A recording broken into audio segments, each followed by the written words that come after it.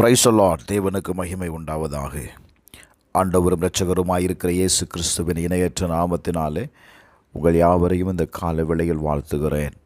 இந்த நாளுக்கான தேவனுடைய வார்த்தை ஏசாயா எழுதின தீர்க்கதரிசன புஸ்தகம் 31வது அதிகாரம் 5வது வசனம். பறந்து காக்கிற பட்சிகளைப் போல சேனைகளின் கர்த்தர் எருசலேமின் மேல் ஆதரவாக இருப்பார். அவர் அதை காத்து தப்ப பண்ணுவார். அவர் கடந்து வந்து அதை விடுவிப்பார். எனக்கு அன்பானவர்களே, கர்த்தருடைய வார்த்தையை கவனியுங்கள். இந்த நாள் ஆண்டவர் சொல்றாரு, கர்த்தர் ஆதரவாக இருப்பார்.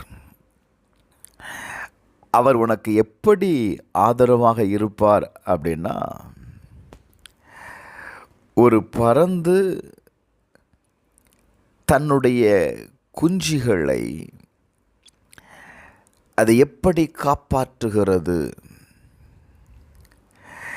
தன்னுடைய குஞ்சுகளுக்கு எந்த விதமான ஆபத்தும் வந்துவிடக்கூடாது என்று, அல்லது அந்த குஞ்சுகள் எந்த சூழ்நிலையிலையும் பயந்து விடக்கூடாது,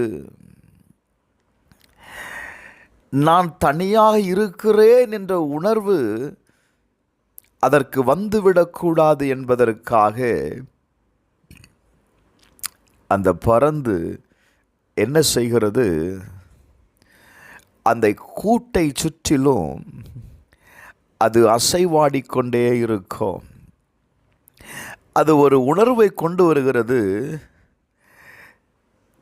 தன்னுடைய தாய் தன்னோடு கூட இருப்பதை அது உணர்கிறது. எனக்கு அன்பானவர்களே, இந்த கால வேளையில் கர்த்தர் உங்களுக்கு ஆதரவாய் இருப்பேன் என்று வாக்கு கொடுக்கிறார். அவர் ஆதரவாய் இருக்கும் பொழுது உங்களுக்கு எந்த ஆபத்தும் கடந்து வந்து விடக்கூடாது என்பதில் கர்த்தர் கவனமாக இருக்கிறாருங்க. அவர் சொல்லுகிற வார்த்தையை கவனிங்க. நான் அதை காத்து தப்ப பண்ணுவேன். ஹல்லேலூயா. உங்களை நான் காத்து கொள்ளுவேன். உங்களுக்கு ஆபத்து வரும்பொழுது நான் கடந்து வந்து உன்னை விடுவிப்பேன் அப்படிங்கிறாரு. ஒரு ஆதரவற்ற நிலையில் நீங்கள் இருப்பீங்கன்னா, ஐயோ யாரும் எனக்கு உதவி செய்யலையே, யார் இந்த சூழ்நிலையில் எனக்கு ஆதரவாக இருப்பா, யார் என்னை விடுதலையாக்குவா? நீங்கள் ஒரு காரியத்தை புரிந்து கொள்ளணும். கர்த்தர் உங்களுக்கு கேடகமாக இருக்கிறாருங்க. சங்கீதம் 91:4 வாசித்து பாருங்கள். அவர் தமது சிறகுகளாலே உன்னை மூடுவார், அவர் செட்டைகளின் கீழே அடைக்கலம் புகுவாய், அவருடைய சத்தியம் உனக்கு பரிசையும் கேடகமுமா. கர்த்தர் தம்முடைய சிறகுகளாலே உன்னை மூடுவார், அவர் செட்டைகளின் கீழ் உனக்கு என்ன உண்டு அப்படின்னா அடைக்கலம் உண்டுங்க. Thank you Lord.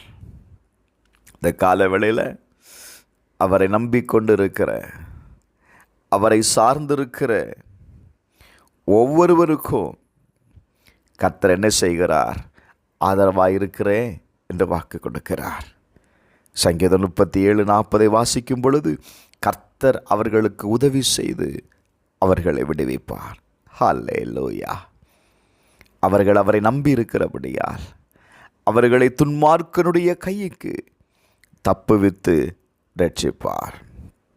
எங்க இந்த கால வேளையில் உனக்கு உதவி செய்து உன்னை விடுவிக்கும்படி கர்த்தர் உனக்கு ஆதரவாய் இருக்கிறார்.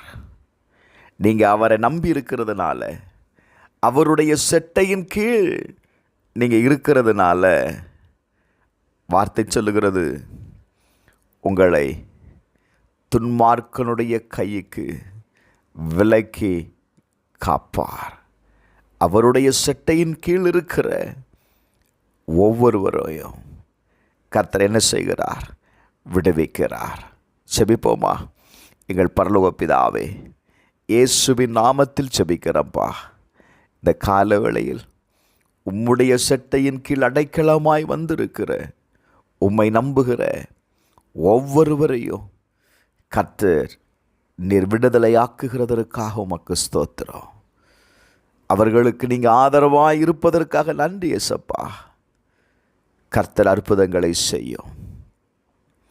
அவர்கள் நம்புகிற காரியத்தை வாய்க்க பண்ணும்.